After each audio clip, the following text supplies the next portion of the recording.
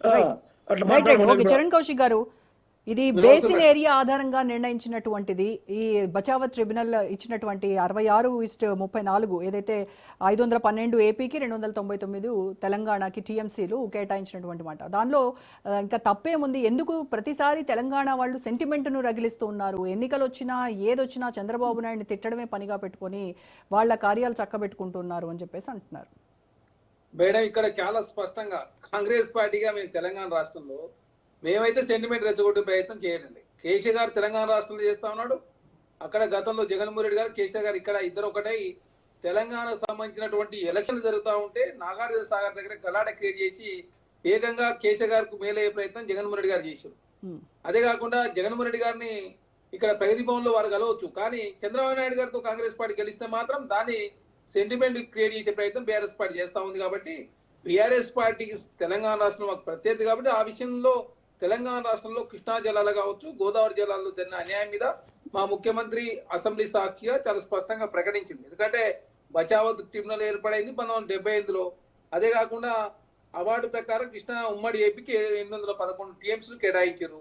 కాబట్టి అది 2004 ఫిబ్రవరి వరకు కృష్ణానదిపై ఉన్న రాష్ట్రాల ఫిర్యాదుతో ఆ రెండు అప్పటి కేంద్ర ప్రభుత్వం విజయ్ కుమార్ ట్రిబ్యునల్ కూడా ఏర్పాటు చేసిందని చాలా స్పష్టంగా దేశ ప్రజలకు తెలుసు, తెలంగాణ ప్రజలకు కూడా తెలుసు. అదే కాకుండా బచావత్ ట్రిబ్యునల్ పంపిణీ చేసిన 2130 టీఎంసీల కేటాయింపు కొనసాగిస్తూనే అదనం నీటి లభ్యత అంచనాలతో 2578 టీఎంసీ కృష్ణా పరివాహక రాష్ట్రాలు పంపిణీ చేసింది చాలా స్పష్టంగా అది కూడా తెలుసు. కాబట్టి ఉమ్మడి రాష్ట్రంలో అనుమతులు ఇచ్చినట్టు ప్రాయాలు కొనసాగించవచ్చు అని పునర్విభజన చట్టంలో ఉన్నది. దానిలో భాగంగానే అదే తుమ్మిడటి దగ్గర కట్టినటువంటి ఏదైతే అదే శ్రీపాద ఎల్లంపల్లి ప్రాజెక్ట్ సంబంధించి కాళేశ్వరం అనే పేరు మార్చుకొని మేడిగడ్డ అన్నారం సుందిలకు ఆనాడు కేసీఆర్ గారు మార్చిలో అప్పటికే 10,000 కోట్ల రూపాయలు ఖర్చు పెట్టిన ప్రాజెక్టు 35,000 కోట్ల రూపాయలతో అయిపోయే ప్రాజెక్టును వాళ్ళ అంచనాలు పెంచడంతో అది 1,20,000 కోట్ల రూపాయలు పోయింది. ఇప్పటికే 8,000 కోట్ల రూపాయలు ఖర్చు పెట్టినా కూడా తెలంగాణ ప్రజలకు ఎలాంటి మేలు జరగలేదు. అదే కాకుండా 2010లో కిరణ్ కుమార్ రెడ్డి గారు ముఖ్యమంత్రి ఉన్నప్పుడు జూరాల నుంచి తీసుకోవాల్సిన నీళ్లను శ్రీశైలం బ్యాక్ వాటర్ ద్వారా తీసుకోవాలని చెప్పేసి, అదేవిధంగా పాలమూరు రంగారెడ్డి నామకరణం చెప్పి ప్రధానంగా పాలమూరు జిల్లాకు అన్యాయం జరిగింది. ఎందుకంటే పాలమూరు అనేది వెనుకబడిన జిల్లా. అదే కాకుండా కేసీఆర్ గారు 200 అదేవిధంగా ఆ ప్రాజెక్టు సంబంధించి కేసీఆర్ గారి ఒప్పందాలకు ఒప్పుకోపోయి ఉంటే 90% కేంద్రం భరించేది అందులో.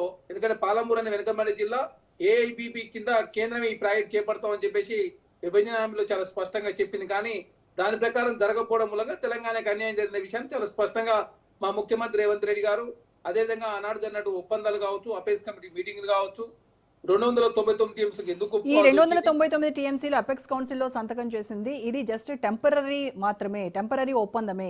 మరి మీరు 2 ఏళ్ళు అయింది కదా అధికారంలోకి వచ్చి, దీన్ని ఎందుకు రివైజ్ చేయట్లేదు? మీరు ఎందుకు దీనిపైన మాట్లాడట్లేదు?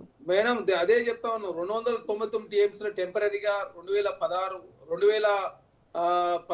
అంటే 16 నుంచి 2020 వరకు, అంటే దాదాపు 4 సంవత్సరాల కాలం పాటు కొనసాగింది.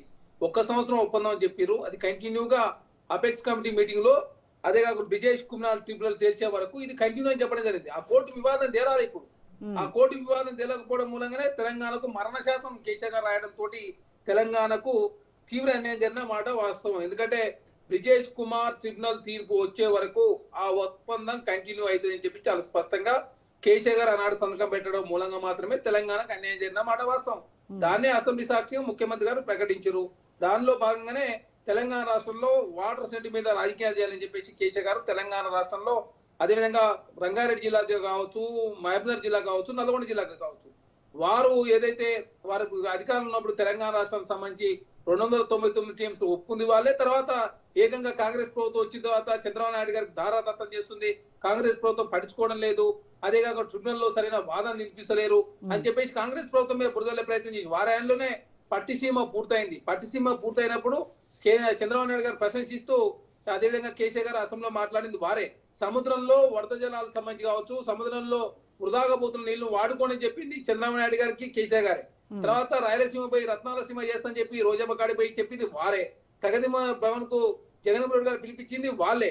అంటే వారు చేస్తే కరెక్ట్, వేరే వాళ్ళు చేస్తే తప్పని చెప్పేసి అనవసరంగా కాంగ్రెస్ ప్రభుత్వం మీద బురదేళ్ల ప్రయత్నం వారు చేస్తున్నప్పుడు చాలా స్పష్టంగా అదే కేసీఆర్ గారు ఏమన్నాడు అంటే, అసెంబ్లీకి వస్తున్నా తోడకలు తీస్తా అన్నాడు. మరి అసెంబ్లీకి వచ్చి 3 నిమిషాలు ఉండి మాత్రం వెళ్ళిపోయాడు. 7 సార్లు అసెంబ్లీ సమావేశం జరిగితే 3 సార్లు మాత్రం ముచ్చటగా 3 సార్లు వచ్చిండు.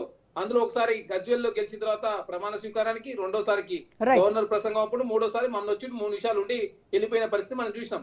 ఓకే చరణ్ గారు ఇప్పుడు రాయలసీమ లిఫ్ట్ ఇరిగేషన్ ప్రాజెక్టుని ఆపింది ఎవరు, మీకు ఐడియా ఉందా? మేడం ఇక్కడ చాలా స్పష్టంగా సరే గ్రీన్ ట్రిబ్యునల్ ఇవన్నీ ఏ తీర్పులు వచ్చినప్పుడు కూడా అంటే ఇప్పుడు ఆ ప్రాజెక్ట్ అసెంబ్లీ సాక్షిగా సీఎం రేవంత్ రెడ్డి నేనే రాయలసీమ లిఫ్ట్ ఇరిగేషన్ ఆపించాను అని చెప్పారు. వాళ్ళు దానికి ప్రెస్ నోట్ రిలీజ్ చేశారు. రేవంత్ రెడ్డి కాదు, రేవంత్ రెడ్డి ఆపలేదు ఈ ప్రాజెక్ట్ని అని చెప్పారు. ఇప్పుడు ఏం చెప్తారు మీరు దానిపైన?